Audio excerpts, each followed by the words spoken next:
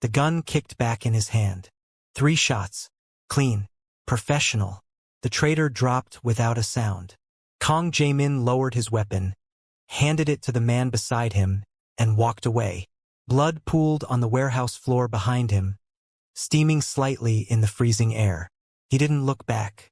He never did. 2 hours later, he sat alone in a corner booth at Blue Ember Diner, watching Ironlake die under the weight of winter. People said Kang Jae-Min didn't feel the cold. They were wrong. He felt it. He just didn't care anymore. Christmas Eve, 11:47 p.m. The diner's neon sign flickered through sheets of falling snow, casting red and blue shadows across empty streets. Jae-Min sat with his back to the wall, watching both exits, a cup of coffee growing cold between his hands. 2 of his men were parked across the street in a black sedan, their cigarette smoke visible through the frosted windshield. 3 rival syndicates wanted him dead. The Italians had put up $500,000. The Russians were offering more. He took a sip of coffee that had gone cold 20 minutes ago. The door chimed. A gust of Arctic wind tore through the diner, scattering napkins, making the old fluorescent lights swing. A woman in a worn coat dragged her daughter inside, both of them covered in snow. The woman's hands were red and raw. The girl's lips were blue. "Baby, sit at the counter," the woman said, her voice tired but warm. "Mama's gotta work." The girl climbed onto a stool, pulled out a crayon from her pocket, and started drawing on a paper placemat. Her mother disappeared into the back, emerging moments later in a stained apron, tying her hair up as she moved behind the counter. Jae-Min looked away. He'd seen 1,000 desperate mothers in this city. Ironlake ate them alive, chewed them up, spat out the bones. This one would be no different. He returned his attention to the window, to the storm, to the comfortable numbness that had settled over him like a second skin. But 5 minutes later, the girl was standing next to his booth. "Why are you sitting all alone on Christmas Eve?" Jae-Min's eyes snapped to her. 7 years old, maybe 8. Black braids tied with red ribbons. Gap-toothed smile.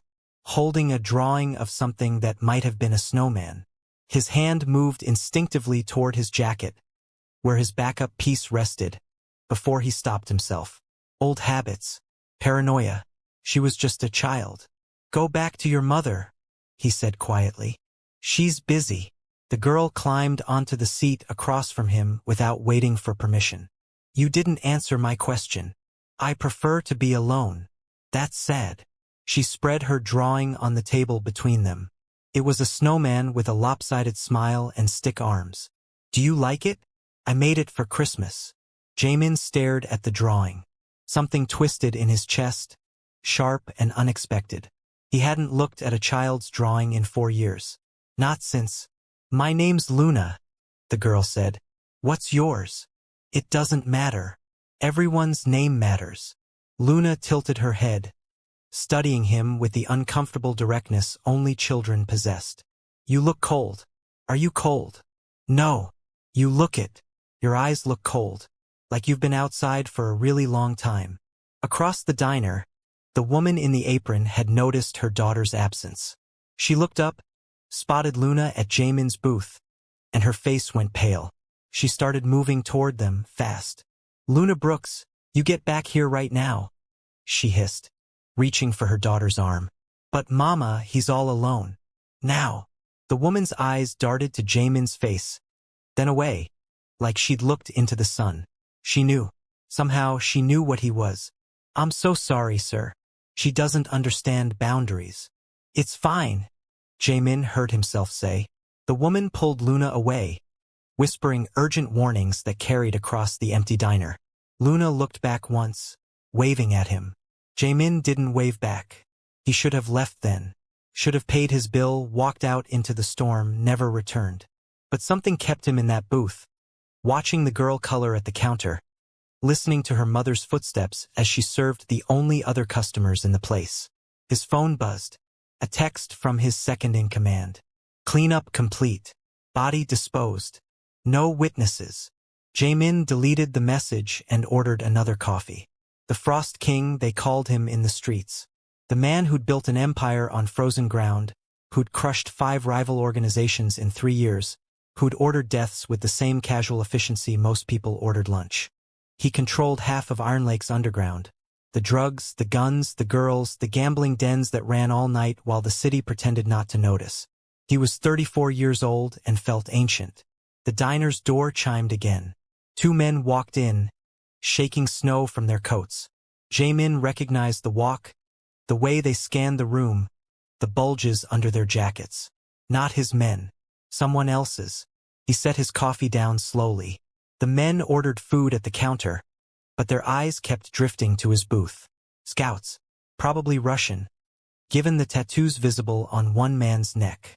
They were cataloging exits, counting civilians, calculating angles.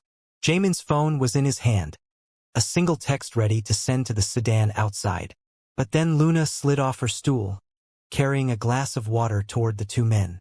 "Here you go," she said brightly, setting it between them.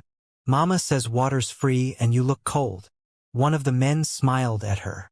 "Thank you, little one." Luna beamed and skipped back to the counter. The moment passed.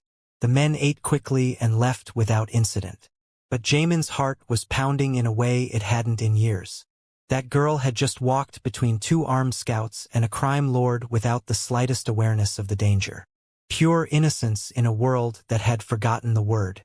His daughter had been like that once. Her name had been Min Seo. She'd been 6 years old when the car bomb meant for him had torn her apart instead. He'd held her in the street while she bled out, her small hand going cold in his, her last words asking if he was okay, if he was hurt. He'd killed everyone involved. Slowly, personally, and when it was done, he'd felt nothing. No satisfaction, no closure, just an emptiness that had grown with each passing day until it consumed everything else. He hadn't touched a child since. Couldn't bear to. The reminder was too sharp, too immediate. But now this girl, Luna, had sat across from him asking why he looked cold, and something had cracked in the ice. Jae-Min left cash on the table and walked out into the storm. 3 weeks passed. Jae-Min didn't return to the diner. He told himself it was because he'd found the place compromised, that the Russian scouts had made it unsafe. But the truth was simpler and more uncomfortable. He couldn't get Luna's question out of his head. Why are you sitting all alone on Christmas Eve? Because everyone who ever got close to him died. Because he'd built walls so high and thick that nothing could reach him anymore. Because alone was safe. Alone was all he had left. He ran his empire from the shadows, moving between safe houses, never sleeping in the same bed twice. His men brought him reports, updates, problems that needed solutions. He provided those solutions with ruthless efficiency. 3 rival dealers executed. A police captain bought. A shipment of weapons moved through the port without interference. The Frost King's territory expanded. And he felt nothing. On a Thursday night in mid-January, his phone rang. His second-in-command, a man named Victor who'd served him for 6 years. "We have a situation." "Explain." "The Volkov brothers are moving on the South District. They hit 2 of our distribution points tonight. Killed 4 of ours." Jae-Min's jaw tightened. The Volkovs ran the Russian syndicate, the same organization that had sent scouts into the diner that night. Response. "We can hit them back, but their main operation is embedded in civilian areas. Apartment buildings. Shops. They're using people as shields." "Acceptable casualties?" Victor paused. "There's a diner in their territory. Blue Ember. The Volkovs use it as a meeting point sometimes. We'd need to." "No." The word came out harder than Jae-Min intended. "Boss. Find another target. Leave the diner alone." "But..." "Did I stutter, Victor?" "No, sir." Jae-Min ended the call and stared at the wall of his current safe house. He'd just made a tactical error, letting personal feelings interfere with business. It was exactly the kind of weakness that got people killed in his world. He should have authorized the hit. But he couldn't stop seeing Luna's face, her gap-toothed smile, the trust in her eyes when she'd approached a stranger in a dark diner. 2 days later, he drove past Blue Ember. The diner was still standing, its neon sign still flickering. Through the window, he could see the counter, the booths, the ordinary people living ordinary lives. He didn't see Luna or her mother. He told himself that was for the best. He drove away, but the next night he came back. And the night after that. By the end of the week, he'd established a pattern he couldn't quite justify. He'd park a block away, watch the diner from the shadows, waiting for a glimpse of the girl who'd asked him why he was alone. He never went inside, never approached, just watched from the darkness like the ghost he'd become. On the 9th night, he saw them leave. Luna and her mother, walking through slush-covered streets toward a bus stop. They waited in the cold for 20 minutes before a bus finally arrived. Jae-Min followed in his car, staying back, watching them through the windows as the bus made its stops. They got off in one of the worst neighborhoods in Ironlake, a place where even his own men traveled in pairs. They climbed the stairs of a crumbling apartment building. Jae-Min sat in his car until the lights came on in a 4th-floor window, then made a call. "I need information on someone," he said when Victor answered. "A woman named Brooks. Works at Blue Ember Diner. I want to know everything." Victor was too professional to ask questions. "I'll have it by morning." The report arrived at 6 a.m. Ariel Brooks, 29 years old, single mother, no criminal record, worked 2 jobs to support her daughter Luna, 7 years old, 2nd grade at Ironlake Elementary. Rent 3 months behind on their apartment. Father of the child unknown or absent. No family in the area. No safety net. The world was about to crush her, just like it crushed everyone in Ironlake who didn't have money or power or protection. Jae-Min made 3 phone calls. First, to a shell company he controlled that owned the apartment building. The Brooks woman in 4C. "I want her rent reduced. 50%. Permanent." Second, to a private investigator who owed him favors. "Luna Brooks. Ironlake Elementary. Whatever fees or costs the mother can't cover, I want them paid. Anonymously. Set up a scholarship. Make it look legitimate." Third, to Victor. "I need a driver. Someone clean, no record, trustworthy. I want the Brooks woman and her daughter picked up from Blue Ember Diner every night she works late. Tell the driver it's for their safety. Neighborhood's gotten dangerous. Don't mention my name." "Boss?" Victor said carefully. "Is this wise?" "No," Jae-Min said. "Do it anyway." He hung up and stared at the report on his desk. He was making another mistake, getting involved, creating a connection that could be exploited. In his world, every attachment was a weapon someone could use against you. But he couldn't stop seeing Minasio's face in Luna's smile, and he couldn't bear the thought of another child suffering because the world was cold and cruel and didn't care who it destroyed. The changes started small. Ariel noticed when her landlord called to inform her that her rent had been reduced due to a new housing assistance program. She was suspicious but grateful. The extra money meant Luna could eat more than rice and beans. She noticed when Luna's school called to say an anonymous scholarship had covered her remaining fees and would cover the next year as well. That was harder to accept. Ariel had pride. She didn't take charity. But when she tried to find out who'd set up the scholarship, she hit brick walls. Eventually, she stopped asking. She noticed when a car started appearing outside the diner on her late shifts. The driver offering free rides home because the neighborhood's gotten rough. She refused at first. But after a man tried to follow her and Luna to the bus stop one night, she reluctantly accepted. The driver was a quiet man named Marcus who never asked questions and never made her uncomfortable. He drove them safely home every night, waited until they were inside, then disappeared. Ariel mentioned it to the diner's owner, a man who'd run Blue Ember for 30 years. "Someone's looking out for you," he said, not meeting her eyes. "Who?" "Don't know. Don't want to know. In this city, sometimes it's better not to ask questions." But Ariel couldn't shake the feeling that she was being watched. Not in a threatening way. More like someone was standing guard in the shadows, making sure nothing bad happened. It should have terrified her. Instead, she felt safer than she had in years. Luna, oblivious to the undercurrents, continued being Luna. She drew pictures for the regular customers, helped her mother when the diner got busy, made friends with everyone who walked through the door. She asked the quiet man in the corner booth about his day, why he always sat alone. if he wanted to see her drawings. She never saw him again after that first night. But she asked her mother about him sometimes. "Mama, where did that sad man go? The cold one?" "I don't know, baby. I hope he found somewhere warm." Ariel hoped so too, even though something about that man had set off every warning bell in her head. The way he'd moved, the way he'd watched the room, the way other people had seemed to shrink away from him without quite knowing why.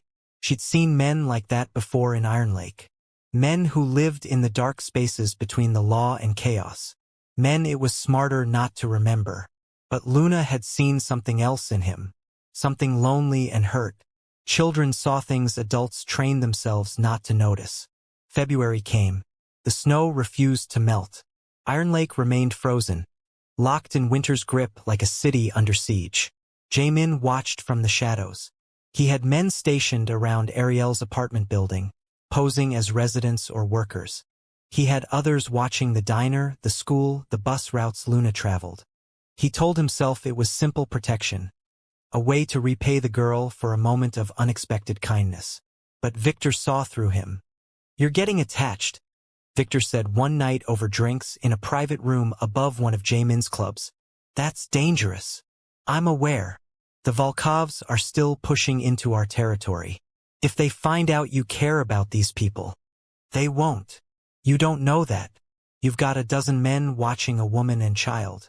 Someone's going to notice. Someone's going to start asking questions." Jae-Min took a drink of whiskey that burned all the way down. "Then make sure no one asks questions they can't afford to have answered." Victor sighed. "You haven't been the same since that night at the diner." "No," Jae-Min admitted. "I haven't. Is it worth it? This risk?" Jae-Min thought about Luna's question. "Why are you sitting all alone on Christmas Eve?" He thought about Min Seo, the daughter he'd failed to protect. He thought about 4 years of numbness, of feeling nothing, of existing without living. "I don't know," he said finally. "But I can't let anything happen to them. They're not your responsibility." "I know. They're not your family." "I know that too." Victor leaned back, studying him. "What happened to you in that diner?" Jae-Min didn't answer for a long time. Then, quietly, "A child looked at me and didn't see a monster. I'd forgotten what that felt like." The storm arrived in March. Not a weather storm. Something worse. The Volkov brothers had been quiet for too long, regrouping, planning. When they struck hard. 4 of Jae-Min's operations hit simultaneously. 2 warehouses burned. A shipping container full of weapons disappeared. And 6 of his men were found dead in an alley, executed with professional precision. It was a declaration of war. Jae-Min responded in kind. The Volkov's gambling den was raided by cops on his payroll. Their drug pipeline was disrupted. 2 of their enforcers vanished without a trace. Ironlake's underworld held its breath, waiting to see who would blink first. And then the Volkovs found out about Ariel and Luna. Jae-Min didn't know how.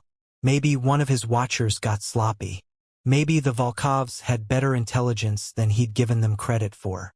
Maybe it was just bad luck in a city that specialized in it. The call came at 2 in the morning. "Boss, we have a situation." Victor's voice was tight with barely controlled panic. The Volkovs sent a team to the Brooks woman's apartment. 3 men. They were watching the building. Jae-Min was moving before Victor finished speaking, pulling on clothes, grabbing his gun. "Did they make contact?" "No. Our guys intercepted them before they got inside. But boss, they know. The Volkovs know you're protecting them." "Where are the Volkovs' men now?" "Basement of the warehouse on 5th. Waiting for your instructions." "I'll be there in 20 minutes. And Victor, move Ariel and Luna. Tonight. Take them somewhere safe. They're going to ask questions." "I don't care. Get them out of that apartment now." Jae-Min arrived at the warehouse to find 3 men zip-tied to chairs, faces bruised, blood on the concrete floor. He recognized one of them from the diner that first night, one of the Russian scouts. The man's eyes went wide when Jae-Min walked in. "You recognize me?" Jae-Min asked quietly. The man nodded. "Then you understand why you're here." Jae-Min pulled up a chair, sat down facing the three captives. I'm going to ask one question. Your answer determines whether you walk out of here or get buried in the industrial district. Who gave the order to target the woman and child? The man on the left spat blood. Go to hell, Frost King. Jae-Min shot him in the knee. The man's scream echoed through the warehouse. The other two prisoners flinched, straining against their bonds.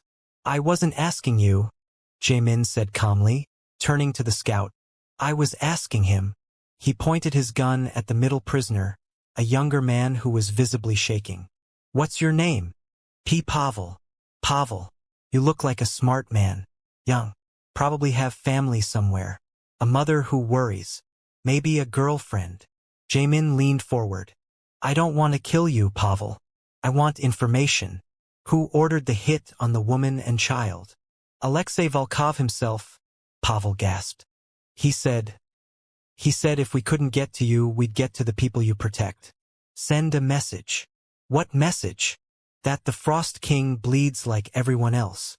Jae-Min felt something cold settle in his chest. Not anger. Anger was hot, uncontrolled. This was calculation. Did Alexei say anything else?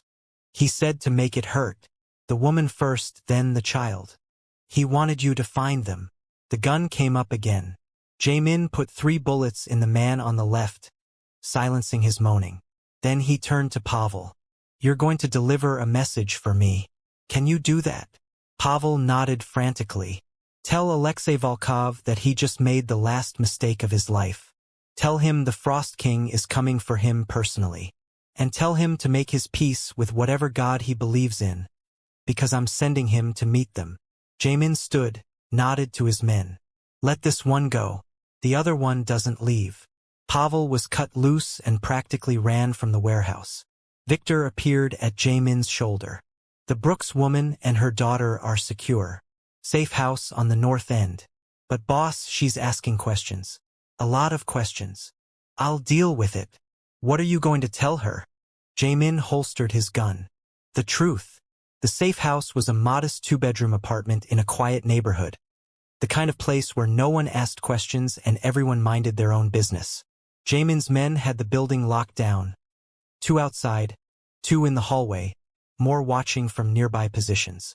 He knocked on the apartment door at dawn. Ariel opened it with a baseball bat in her hands. Who the hell are you? She demanded. Jae-Min raised his hands slowly. My name is Kang Jae-Min. I'm the one who's been helping you. Helping me? Your men grabbed us in the middle of the night. Wouldn't tell us anything. Brought us here. Because people were coming to hurt you. And your daughter. That stopped her. The bat lowered slightly. What people? Can I come in? This conversation shouldn't happen in a hallway. Ariel studied him for a long moment, then stepped aside. Luna's asleep in the bedroom. You try anything, I'll kill you myself. I believe you. The apartment was sparsely furnished but clean. Jae-Min sat on the couch while Ariel remained standing, bat still in hand, positioned between him and the bedroom door. Start talking, she said. So he did. He told her about the diner, about Luna approaching him that first night. He told her about his daughter, Minesio, about the bomb, about 4 years of numbness. He told her about watching them from the shadows, about making sure they were safe, about the rent and the scholarship and the driver. And then he told her what he was. I control a significant portion of Ironlake's criminal enterprises, he said quietly. Drugs, weapons, gambling. I've killed people. I've ordered more deaths than I can count. I am not a good man, Ms. Brooks. I want to be clear about that. Ariel's knuckles were white on the bat. And you brought this to my door? To my daughter? No. I tried to keep you separate. But I failed. A rival organization found out I was protecting you. They were going to use you to hurt me. So this is your fault. Yes. My daughter is in danger because of you. Yes. Why? The question came out raw. Why us? Why get involved at all? Jae-Min looked at his hands. They'd spilled so much blood. Broken so many things. Because your daughter asked me why I was alone. And for the first time in 4 years, I didn't have a good answer. That's it? That's your reason? She reminded me of my daughter. I couldn't save Min Seo. But I could make sure nothing happened to Luna. Ariel lowered the bat slowly, sank into a chair. This is insane. I know. I should tell you to get out, to leave us alone, to never come back. You should. But these people who were coming for us? They're still out there? Not for long, Jae-Min said, and something in his voice made Ariel shiver. The men who gave that order will be dead by the end of the week. Just like that? You'll just kill them? Yes. And that doesn't bother you? Jae-Min met her eyes. I stopped being bothered by death a long time ago, Ms. Brooks. It's the only thing I'm good at anymore. Silence fell between them. In the bedroom, Luna stirred but didn't wake. Finally, Ariel spoke. What happens now? You and Luna stay here until the threat is eliminated. My men will protect you. After that, he paused. After that, you can go back to your lives. I'll make sure the Volkovs know that hurting you brings no benefit. You'll be safe. And you? I'll go back to being what I've always been. Alone. The word hung in the air like an accusation. It's safer that way, Jae-Min said. For who? Them or you? He didn't have an answer for that. Ariel looked toward the bedroom door, toward her sleeping daughter. Luna liked you, you know, that first night. She said you had sad eyes, that you needed a friend. She's perceptive. She's 7. She thinks everyone deserves kindness. Ariel's voice softened slightly. I don't know what to think about you, Mr. Kang. You're a criminal. Killer. Everything rational tells me to be terrified of you. You should be. But you've kept us safe. Fed us. Protected us from things we didn't even know were threats. She set the bat down finally. And I saw your face when you talked about your daughter. Whatever else you are, you loved her. You still do. Every day. Then maybe you're not as lost as you think. Jae-Min stood. I should go. My men will stay with you. If you need anything, tell them. They'll make sure you have it. Wait. Ariel stood too. When this is over, when it's safe, would you come back? To see Luna? She'd want to know you're okay. Every instinct told him to say no. To cut this connection before it got them all killed. But he found himself nodding. When it's safe, he agreed. The war with the Volkovs lasted 5 days. Jae-Min didn't fight it from the shadows this time. He went directly to their operations, their safe houses, their meeting places. He brought Victor and his best men, armed with everything from knives to assault rifles. They hit hard and fast, leaving no survivors. On the second day, they burned the Volkovs' main warehouse to the ground. On the third day, they ambushed a convoy carrying the brothers' personal guards. On the fourth day, they found Dmitry Volkov hiding in a hotel room and put 2 bullets in his head. On the fifth day, Jae-Min walked into Alexei Volkov's private club with a gun in each hand. The bodyguards opened fire immediately. Jae-Min moved through the bullets like smoke, dropping men with precise shots, never stopping, never slowing. Victor and 3 others covered him, taking out the guards on the upper level. In 90 seconds, 12 men were dead. Alexei Volkov stood behind his desk, reaching for a weapon he'd never touch. Wait, he said as Jae-Min approached.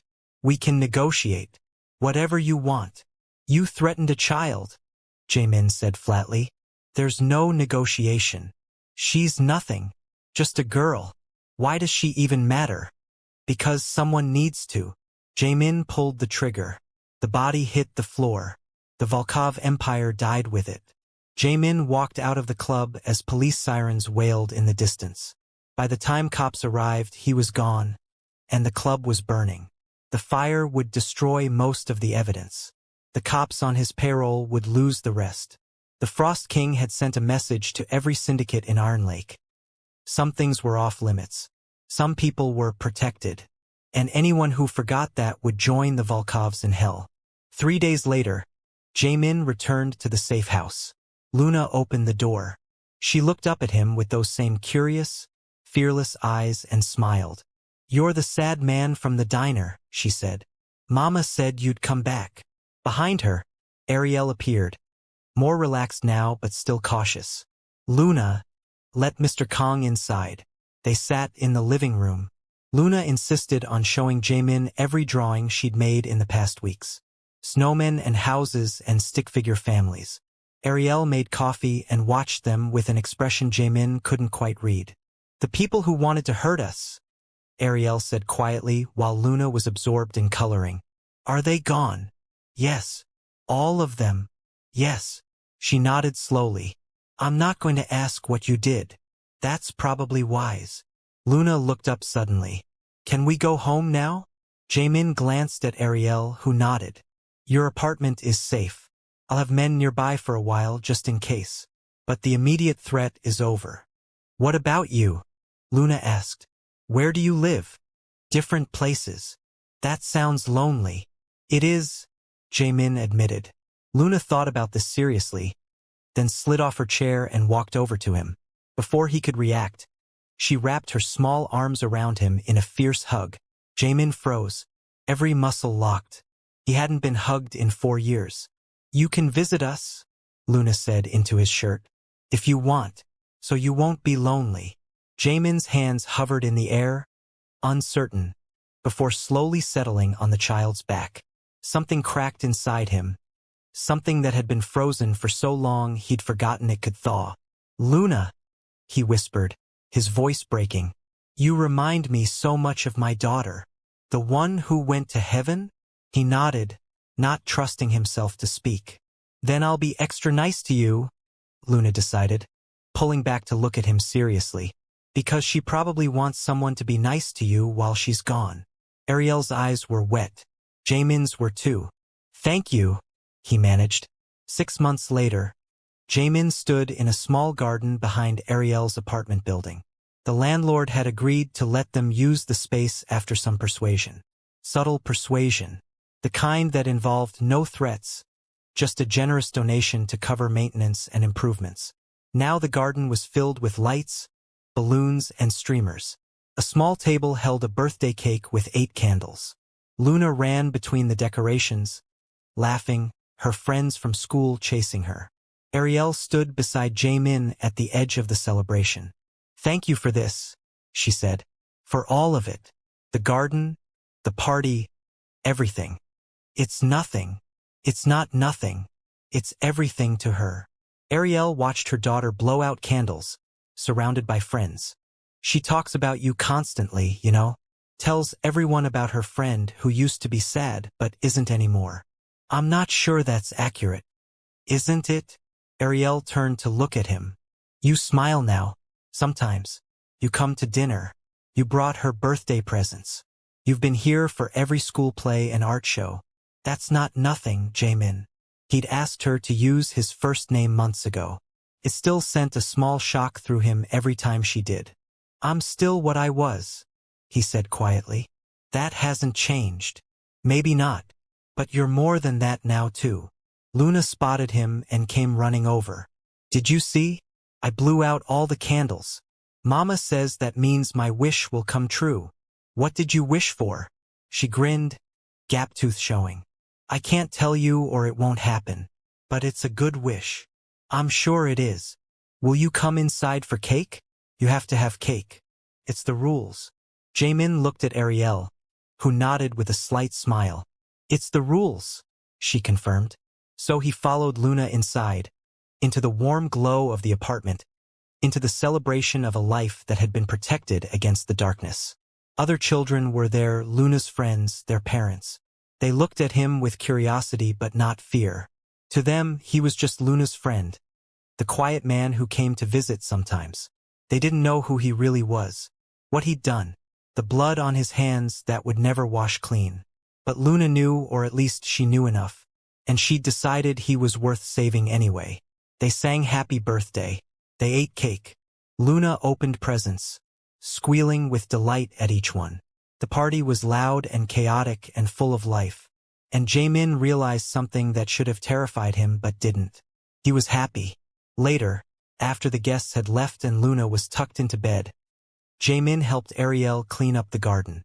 They worked in comfortable silence, taking down decorations, collecting paper plates, folding chairs. "She's going to ask you to stay for breakfast tomorrow," Ariel said as they finished. "Fair warning. I can't. I have business. I know. She didn't sound angry, just resigned. But you'll come back? Always. Ariel studied him in the dim light. Can I ask you something? And will you answer honestly? I'll try. Are we safe? Really safe? Or is this just a temporary peace before the next war? Jae-min considered lying, giving her the comfort of false certainty. But she deserved better. I've made arrangements. Anyone who moves against you moves against me.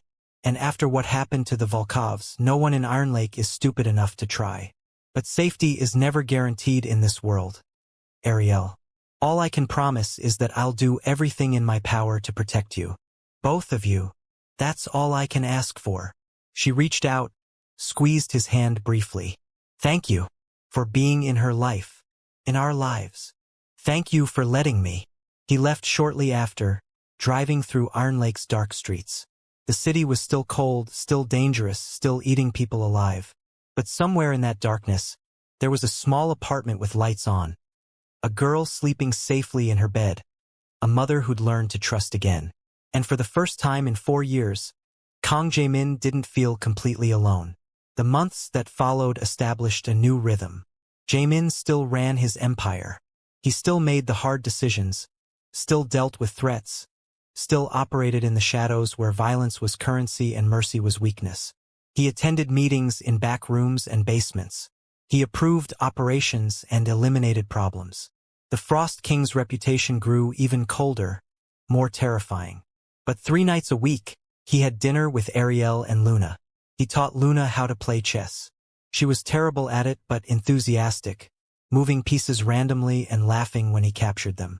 He didn't have the heart to tell her she needed strategy. Her joy was worth more than winning. He helped Ariel with bills when she'd accept help, which wasn't often. She had pride. He respected that. So he found other ways, ensuring the diner gave her better shifts, making sure Luna's school had funding for the programs she loved, fixing problems before Ariel knew they existed. Victor watched this transformation with barely concealed concern. You're getting soft, he said one night after a particularly brutal negotiation with a rival gang. Word is spreading. Let it spread. Boss, this is dangerous. If people think you've changed. I have changed. Victor fell silent. Then, carefully, the girl and her mother. They've become a weakness. I know. Someone will exploit that eventually. Let them try. Jae-Min's voice went cold. The Volkovs tried. Where are they now? Dead. Exactly.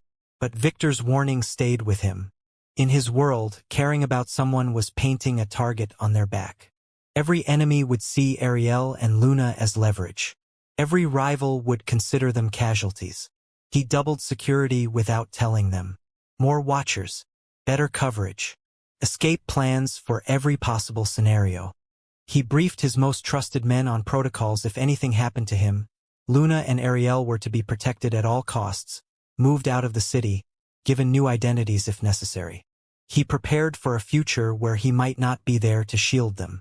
Luna's 9th birthday arrived. Jae-Min brought a gift wrapped in silver paper. Luna tore into it with typical enthusiasm, then froze. It was a silver locket on a delicate chain. Open it, he said quietly. Inside were 2 photos. On the left, a picture of Luna and Ariel laughing. On the right, a picture of a young Korean girl with a bright smile. Who's that? Luna asked. My daughter, Minesio. Luna looked up at him with understanding beyond her years. You wanted us to meet her. In a way, yes. She's pretty. She looks nice. She was. Very nice. Like you. Luna closed the locket carefully, then put it on. I'll take good care of her picture. I promise. Something in Jae-Min's chest tightened. He'd carried Minesio's memory alone for so long, locked away where no one could touch it. Sharing it felt like opening a wound, but also like beginning to heal. That night, after Luna was asleep, Ariel and Jae-Min sat on the apartment's small balcony. The city sprawled below them, lights flickering like fallen stars. She loves you, Ariel said. You know that, right? I love her too. The words came easier now. Both of you. Ariel turned to look at him. When did this become something more than protection? I don't know. Somewhere between chess lessons and birthday parties. Somewhere between being alone and being part of something. And that doesn't scare you? It terrifies me. Jae-Min stared at the city. Everyone I've ever loved has died. My parents. My wife. Minesio. Love is a curse in my world. Ariel. It gets people killed. So why risk it? Because Luna asked me why I was alone. And I realized that being alone was another kind of death. Just slower. He looked at her finally. I'd rather risk everything than go back to being empty. Ariel was quiet for a long time. Then, I need to know something. If you had to choose between us and your empire, what would you choose? You. Without hesitation. You answered very quickly. Because I've already made that choice. Every day I let myself care. Every moment I spend with Luna. I'm choosing you over survival. Over everything I built. My enemies know it. My allies know it. Everyone knows that the Frost King has a weakness now. Does that put us in more danger? Probably. And you're okay with that? Jae-Min smiled, and it was genuine. No. But I'm learning that some things are worth the risk. Ariel reached over and took his hand. They sat like that for a while, watching the city breathe. Two people who shouldn't have found each other but had anyway. Winter came again.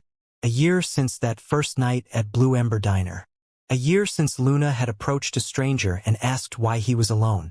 Jae-Min arrived at the apartment on Christmas Eve carrying bags of groceries and gifts. Luna met him at the door, practically vibrating with excitement. We're making cookies and decorating, and Mama says we can stay up until midnight. That's a lot of excitement for one night, he said, smiling. It's Christmas. Everything's allowed on Christmas. Ariel appeared from the kitchen. Flour in her hair, apron splattered with what might have been frosting. Don't encourage her. She's already had too much sugar. They spent the evening baking cookies that were either underdone or burnt, decorating a small tree Luna had insisted on, and watching movies that Luna fell asleep during despite her insistence that she absolutely would not fall asleep. Jae-Min carried her to bed. She stirred as he set her down. Stay, she mumbled. Don't go back to being alone. I'm not alone anymore, he whispered. You made sure of that. She smiled in her sleep. In the living room, Ariel had opened a bottle of wine. She poured 2 glasses and handed him one. To surviving another year in Ironlake, she said. To finding something worth surviving for, he countered. They drank. I have something for you, Ariel said, reaching behind the couch. She pulled out a wrapped package. It's not much, but inside was a framed photo. Jae-Min stared at it, throat tight. It was a picture from Luna's birthday party. Luna in the middle, laughing. Ariel on one side, arm around her daughter. And Jae-Min on the other side, smiling in a way he hadn't smiled in years. They looked like a family. When did you take this? He asked. One of Luna's friend's parents took it. I thought you might want it. I do. Thank you. You're welcome. Merry Christmas, Jae-Min. Merry Christmas, Ariel. They talked for hours after that about everything and nothing. About Luna's school and Ariel's dreams of someday opening her own restaurant. About Jae-Min's past, the things he'd done, the people he'd been before the ice took over. About the future, uncertain but somehow less frightening when shared. At some point, Ariel fell asleep on his shoulder. Jae-Min sat there, perfectly still, afraid to move and break the moment. Through the window, he could see snow beginning to fall again. The city was going quiet, settling into the early hours of Christmas morning. His phone buzzed. Victor. Boss, we have a situation developing on the east side. Need your authorization. Handle it, Jae-Min texted back. You sure? I'm exactly where I need to be. He set the phone aside and looked at the small apartment. The crooked Christmas tree. The burnt cookies on the counter. The sleeping child in the next room. The woman resting against him. This wasn't his world. Not really. His world was violence and blood and darkness. But somehow, impossibly, he'd found a place in this one too. The Frost King had melted. And in his place was simply a man trying to be better than his past. trying to protect the people who'd taught him how to feel again. Trying to deserve the second chance he'd been given by a 7-year-old girl who'd asked him why he was alone. The answer was simple now, because he'd been waiting for someone to ask. Spring came to Ironlake slowly, reluctantly. The snow melted, revealing a city that looked tired and gray in the daylight but was still standing. Luna finished 3rd grade with straight A's. Ariel got promoted to manager at Blue Ember. Jae-Min continued running his empire, though with slightly less ice in his methods. He was there when Luna graduated from 3rd grade. He was there when Ariel's restaurant dream got one step closer to reality. He was there for the quiet moments and the celebrations, for the ordinary days that added up to something extraordinary. But he was also still the Frost King. The duality was exhausting. By day, he negotiated with rival syndicates and managed operations that existed in the gray spaces between legal and criminal. By evening, he helped with homework and played board games and listened to Luna's rambling stories about school. One existed to fund the other, to protect the other. Victor finally voiced what everyone was thinking during a strategy meeting. When are you going to get out? Out of what? The business. The life. You've got money hidden in accounts all over the world. You could disappear tomorrow, take those 2 with you, start over somewhere clean. Jae-Min considered this. He thought about it late at night when sleep wouldn't come. Leaving Ironlake, taking Ariel and Luna somewhere warm and safe, retiring the Frost King forever. But he knew the truth. Men like me don't retire, he said quietly. We die or we disappear. And disappearing just means dying slowly somewhere else. My enemies would find me eventually. They always do. So what's the plan? Keep doing this until someone gets lucky? The plan is to make sure Luna and Ariel are protected no matter what happens to me. Everything else is secondary. You know she's going to ask you to choose eventually, Victor said. The mother. She's going to want more than this halfway existence. I know. And what will you say? Jae-Min didn't have an answer. The conversation came on a Tuesday in June. Ariel asked him to stay after Luna had gone to bed. Her expression was serious, determined. We need to talk about what this is, she said. This? You, me, Luna, whatever we've become. She sat across from him, hands folded. You're here 3-4 times a week. You help with bills. You come to school events. You're in her life completely. In our lives. Is that a problem? It's not a problem. It's a question. Ariel leaned forward. What do you want this to be, Jae-Min? Really? He'd avoided this conversation for months. But she deserved honesty. I want to be part of your family, he said. I want to wake up here instead of safe houses. I want to help raise Luna. I want to build something with you. But I'm still who I am. What I am. And that puts you in danger every single day. We've been in danger this whole time. You've kept us safe. So far. But luck runs out, Ariel. One mistake. One enemy who's clever enough or desperate enough. And you and Luna pay the price for my past. Ariel was quiet, thinking. Then, what if you stopped? Stopped. The crime. The empire. All of it. What if you just walked away? It's not that simple. Why not? You said yourself you have money. Resources. We could leave Ironlake. Go somewhere new. You could be someone different. Because men in my position don't walk away, Jae-Min said, echoing what he'd told Victor. They get replaced. And replacements tend to tie up loose ends. Everyone who served the old boss becomes a liability. So you're trapped. Yes. Forever. He wanted to lie. To tell her there was an exit strategy, a clean way out. But he'd promised honesty. Probably. Ariel stood, walked to the window. Outside, Ironlake was bathed in streetlight and neon. I need to know that you're choosing us. Really choosing us. Not just protecting us from a distance while you live in the shadows. I am choosing you. Then choose us completely. She turned to face him. Move in. Be Luna's father in truth. Not just in practice. Be my partner. Whatever danger that brings, we'll face it together. You don't know what you're asking. I know exactly what I'm asking. I'm asking you to stop being the Frost King and start being Jae-Min. The man who plays chess with my daughter. The man who makes her laugh. The man I'm falling in love with. The last sentence hung in the air between them. Jae-Min stood slowly. You shouldn't love me. Too late. I've killed people, Ariel. Done things that would haunt you if you knew the details. I know who you are, what you've done, and I see who you're trying to become. She crossed the room to him. Everyone deserves a chance to be better. Even you. What if I can't be better? What if this is all I am? Then we'll figure it out together. She took his hands. But I need you all in, Jae-Min. No more halfway. No more 1 foot in darkness and 1 foot in light.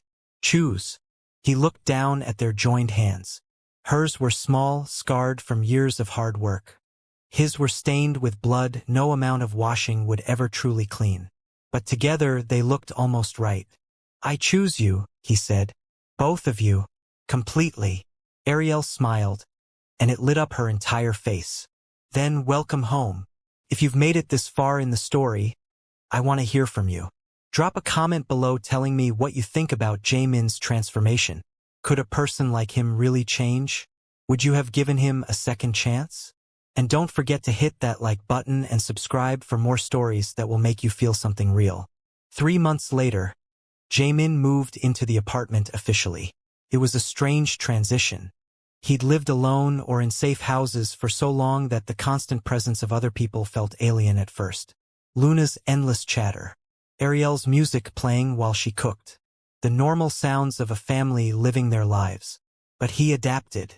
He learned to make Luna's favorite breakfast. He figured out how to braid hair for school days. He attended parent-teacher conferences and helped with science projects and read bedtime stories.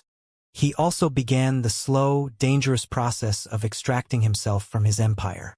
Couldn't be done overnight. He had too many operations, too many people depending on him, too many enemies watching for weakness. But he started delegating more to Victor and his other lieutenants. He pulled back from the day-to-day violence. He looked for legitimate business opportunities to launder his resources into something cleaner. It was going to take years, maybe decades, but he had time. And more importantly, he had a reason to make it work. Luna's 10th birthday arrived on a Saturday in October. This time, the party was bigger. More friends. More family. Ariel's sister had reconnected after years of distance, amazed at how her sister's life had transformed. Even some of Jae-Min's men came, bringing gifts and awkwardly making conversation with civilians. Victor showed up with a chess set carved from jade. For the girl, he said gruffly. Since you've been teaching her. You're going soft too, Jae-Min said with a smile. Don't spread that around. Bad for reputation. They watched Luna open presents, surrounded by people who cared about her. A year ago, it had been just the 3 of them. Now there was community, connection, life expanding outward instead of contracting inward. You did good, boss, Victor said quietly. Building this, protecting them, becoming more than what we are. Some of us have been taking notes, thinking about exits, about what comes after. Victor glanced at him. You showed us it's possible to be more than monsters. After the party wound down and the guests left, Luna found Jae-Min sitting in the garden behind the apartment. Hey, she said, climbing onto the bench beside him. Hey yourself. Good birthday. The best. Thank you for everything. You're welcome. Luna was quiet for a moment. Then, can I ask you something? Always. Are you going to marry my mom? Jae-Min nearly choked. That's a big question. Is that a yes? It's a we haven't talked about it yet. But you love her, right? And she loves you. That's what people do when they love each other.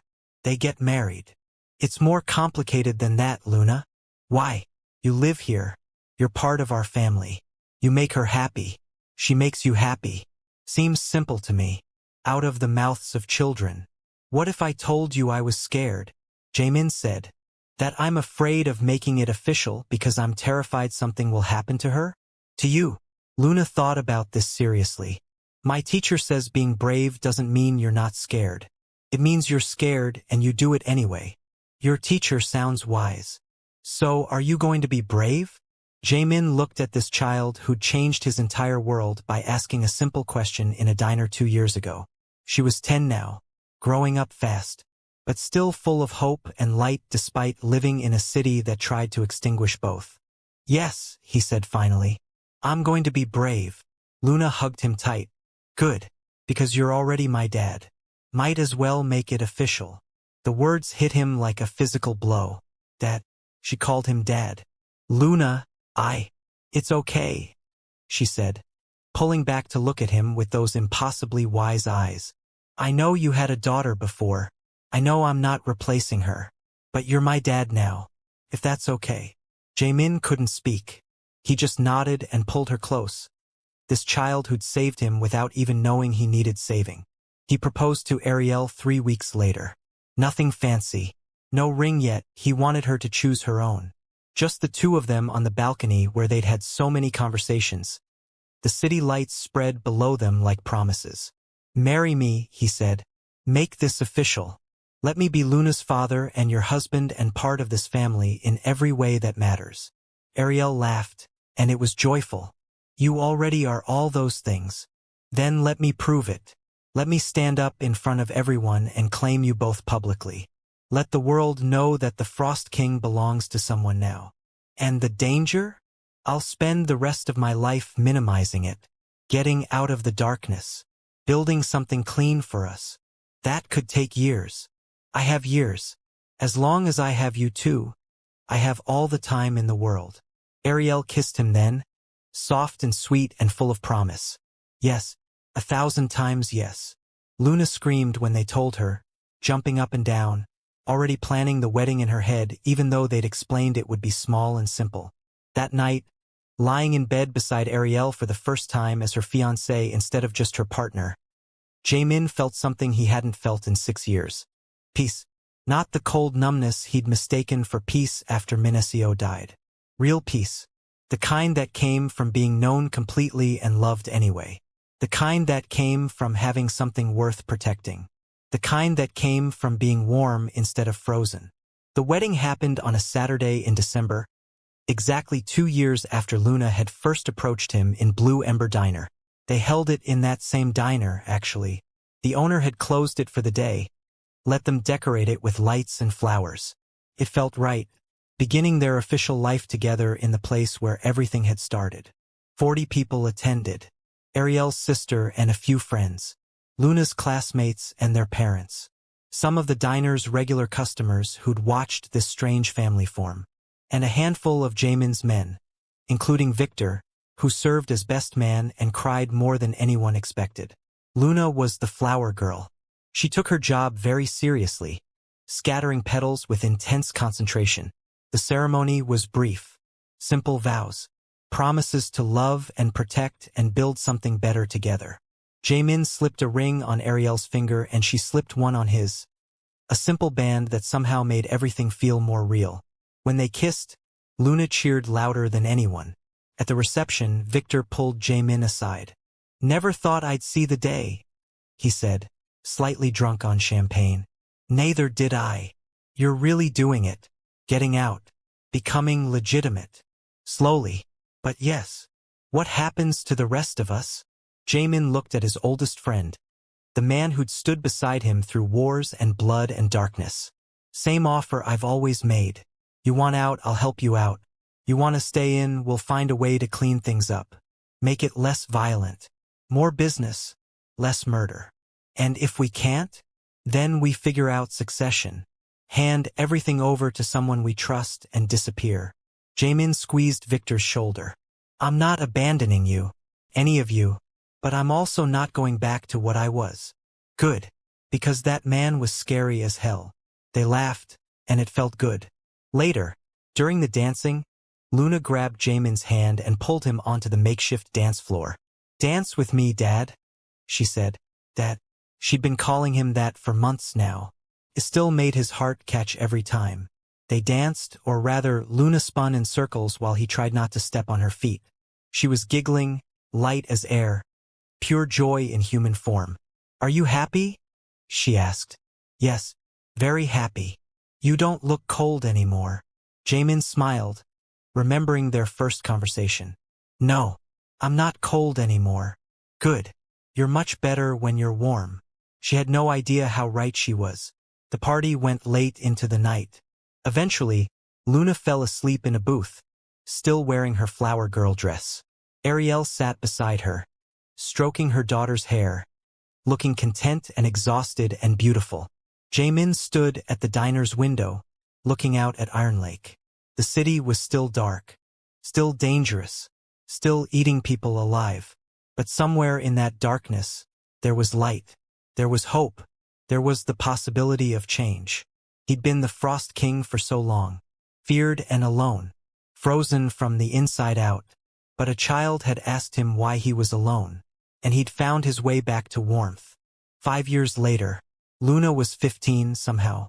Time had passed in a blur of school years and birthdays and ordinary moments that added up to an extraordinary life. Jae-Min was 44 and mostly legitimate. He still had connections to his old world that never fully went away. But he'd divested from the violence, handed over operations to others, invested in businesses that wouldn't get anyone killed. He owned 3 restaurants now, including the one Ariel managed. He consulted on security for various companies. He'd found ways to use his skills that didn't require blood. Victor had followed him out eventually, bought a bar, got married improbably, sent Christmas cards. Others had stayed in the life. Some had died. That was the cost of that world. But Jae-Min had survived. More than survived. He'd built something real. Luna was applying to high schools now, talking about college, about becoming a doctor or a lawyer or maybe an artist. She changed her mind weekly. She still wore the locket with Min Seo's picture. Sometimes, Jae-Min would catch her touching it, and he knew she was thinking about the sister she'd never met but somehow still carried with her. Ariel was happy. Really happy. The restaurant was thriving. Their apartment had become a house in a better neighborhood. They had friends and family and a life that looked almost normal from the outside. And Jae-Min, impossibly, had become something he never thought possible. A good man. Not perfect. Not innocent. His past still haunted him sometimes. He still woke up from nightmares. He still saw the faces of people he'd killed. But Ariel would hold him, and Luna would make him laugh, and slowly the nightmares would recede. On the 7th anniversary of that first meeting at Blue Ember Diner, they returned to the place where it had all started. The diner looked the same. A little older, a little more worn, but still standing. Still serving coffee to people who needed a warm place on cold nights. They sat in the same booth where Luna had first approached Jae-Min. "Can you believe it's been 7 years?" Ariel said, sipping her coffee. "No," Jae-Min admitted. "Feels like yesterday and a lifetime ago all at once." Luna, no longer the small child who'd asked innocent questions but a young woman with her mother's strength and her father's quiet intensity, smiled at them both. "Tell me the story again," she said. "How you met." "You know the story," Jae-Min said. "I want to hear it anyway." So Ariel told it. How she'd been exhausted and desperate that Christmas Eve. How Luna had wandered over to a stranger who'd looked dangerous and sad. How that simple question, "Why are you sitting all alone?" had changed everything. Jae-Min added his parts. How he'd felt nothing for so long. How Luna had reminded him of Min Seo. How he tried to protect them from the shadows until he couldn't stay in the shadows anymore. Luna listened like she was hearing it for the first time, even though she could recite it from memory. "Do you think Min Seo would be happy?" she asked quietly. "That you found us?" Jae-Min felt the familiar ache, but it was softer now. Bittersweet instead of razor-sharp. "Yes," he said. "I think she'd be very happy. I think she'd love you very much. I wish I could have met her." "Me too. But in a way she brought us together. If I hadn't lost her, I wouldn't have been in that diner that night. I wouldn't have recognized something precious when I saw it." Luna reached across the table and took both their hands. "Then I'm grateful to her for leading you to us." They sat like that for a while, 3 people who shouldn't have fit together but did, connected by loss and hope and love and the simple question that had started it all. Outside, Ironlake continued being Ironlake, cold and dangerous and unforgiving. But inside Blue Ember Diner, there was warmth. And in Jaemin's chest, where ice had lived for so long, there was only light. The Frost King had melted completely.